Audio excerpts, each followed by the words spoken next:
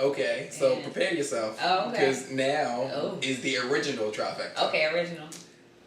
What does poetry taste like to you? Cinnabon. Yes! She came up with that real fast. I appreciate that.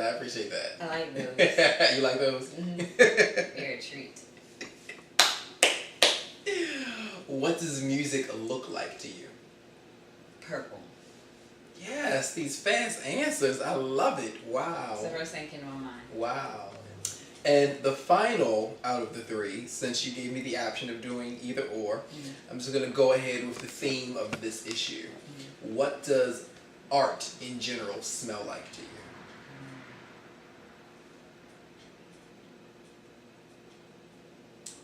Ah, we got it that time, y'all. We got it that time. Got me. Art smells like my mom cooking in the kitchen.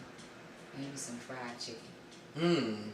Maybe that was, I don't know, fried chicken came to my mind. I don't really eat fried chicken anymore. But, It takes you back. It takes you back, when mom would just fry it up, Mm-hmm. Yeah. That could be extremely black of me. It's you, you know. So mom making something real tasty in the kitchen. Something. I've never had her chicken before, and it just feels like I would love it. So. That or when she's making breakfast in the morning time, and I wake up and I smell the breakfast. Yes. You're making me really hungry. I'm sorry. Yeah, I'm a little hungry myself. Right? I was just thinking. But yes, that's what it smells like. It smells like wonderfulness.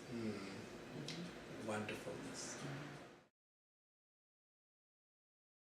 So we're continuing the conversation with Love concerning her being a host of many wonderful events, and we were just talking, we were ending on interpretation. Yeah, being asked to do interpretation Sundays again for African American Heritage Festival. It was a wonderful thing, and Cynthia St. James was the artist featured, a visual artist featured, right. And J. Pope and Black Root were the performance artists featured.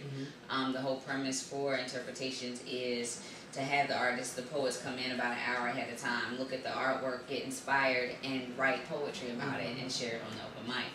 I will probably be doing it again in pieces, in different places. Maybe over at Mike. Maybe I was asked to pursue it in DC at the Hilliard Art Space. Okay. So hopefully, if it may come to fruition. If not, it's still an event that has touched many people. A lot of people have written poems that are going in their books and things like that from interpretations. So I feel like, just being able to inspire that type of thing from people is amazing. And even creating like an online presence, like I created Facebook groups for Be Free and Vintage Soul, and like in the Facebook group for Be Free, it's called Be Free Online, artists have gotten on there and started and wrote poems together. Right. In one long poem, and it's been it's really cool. So there's an online presence, there's a live presence, right? And so that's good stuff. It exists in more than just one place, right? Yeah. So dope. Now, those venues exist, of course, because of Love the Poet, but it comes through a company called Just Love Poetry Inc. Now, how did you come about creating Just Love Poetry Inc. and what else does Just Love Poetry Inc. do? Just Love Poetry Inc. LLC is a company that I created to do live entertainment shows, educational workshops, and artist development. Okay. Through it, I have been blessed to work with couple different artists and doing like artist consultation and helping them grow with their poetry and their writing and push the limits, and we talk about public speaking, we deal with the different aspects of that, we deal with the whole idea of if somebody wants to walk up to you and say they want to be your manager, you being confident enough to ask them or to say to them, what can you do for me that I cannot do for myself? And mean it. Because a lot of times there's places you can go, you can get to, and you need to have, in the business side of art, you have to know how to maneuver for yourself, because how can you tell somebody else, a manager who's working for you, how can you tell them how you want to move or where you want to go if you have no clue of how to do that yourself? You know what I mean? At least on a basic level.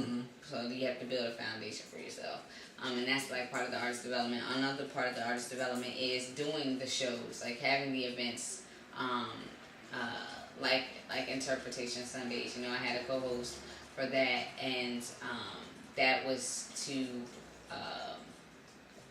help him get that experience to host. Right. And because hosting helps you deal with audience easier. Right. When you're a poet, you know what I mean? So you can like go in and out of your set and talk to the audience and just feel very comfortable and don't feel like they're like, oh my God, the audience. You know what I mean? You can feel very at home wherever you go. And with Vintage Soul Thursdays, it's actually a live music event that I do in conjunction with Love Life Entertainment, and that is actually Word Slave. That's his brand. And we work together as partners on that, and he is actually hosting. But the whole concept was for poets to not have to be on all the time. Right. So I came up with it as a networking live entertainment event so that where poets don't get on the stage and aren't expected to. Right. And it was just kind of like for my own personal selfish reasons. Right. But it's dope, you know. And he hosted, and it's live music, and it has a featured set. Like if you're a feature, you feature, like you do a show, you do like an hour. Right. You know what I mean? You get that whole space to just rock. Right. And so that's really cool.